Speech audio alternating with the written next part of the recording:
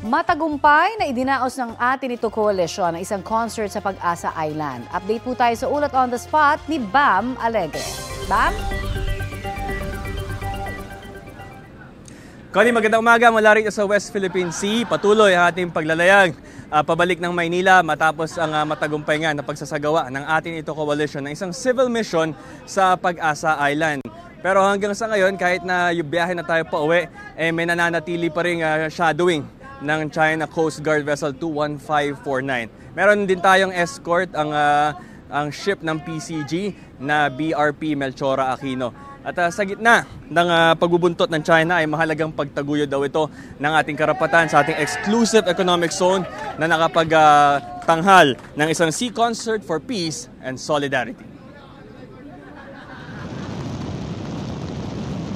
Matapos ang isang araw at kalahating paglalayag mula El Nido, Palawan, nakarating sa Pag-asa Island ang MV Kapitan Felix Oca. Lula ng barko, ang civil mission ng atin ito coalition para sa isang sea concert for peace and solidarity. Naging hamon ang masamang panahon pero tuloy ang tugtugan. Teritoryo namin to, ba't kayo nandito? Pagdating sa territorial waters ng Pag-asa Island, sinimulan ng programa sa pagkanta ng ating pambansang awit. Sa dagat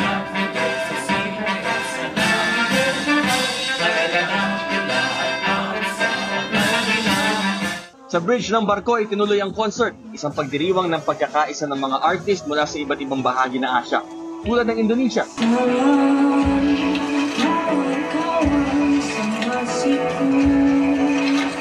Malaysia, at South Korea.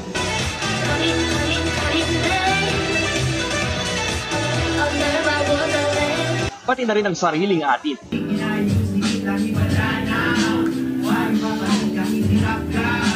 Kasabay ng programa, dumating ang mga mangingisda ng Pag-asa Island para makadaupang palad ang atin itong coalition. Binigyan din sila ng supply ng gasolina. Ang mensahe sa China ay klaro.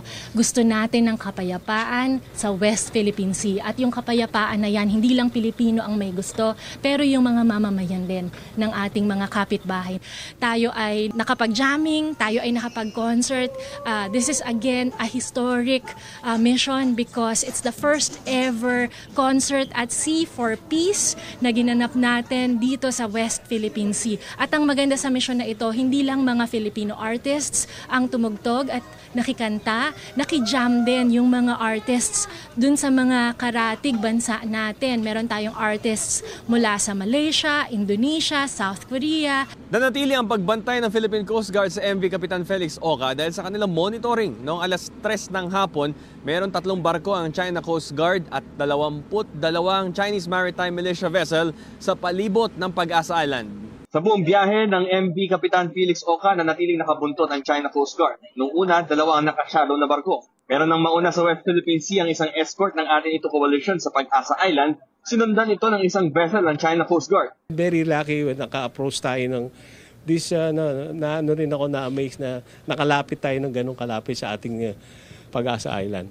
And very ano rin ako, kasi like nung first mission namin talaga, nag-tense o nag-ano sila ng dangerous maneuvering. So, siyempre, yung ating safety of the vessel and safety of the groups. So, nag-abort mission kami nung first mission namin. So, okay. Ngayon, very talaga. Okay ang natin. Sabi nga, successful yung...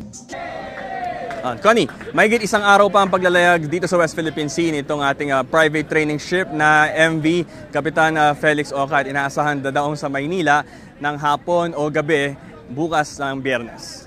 Live mula rito sa West Philippine Sea para sa GMA Integrated News. Ako si Bam Alegre. Balik sa inyo, Connie. Maraming salamat, Bam Alegre.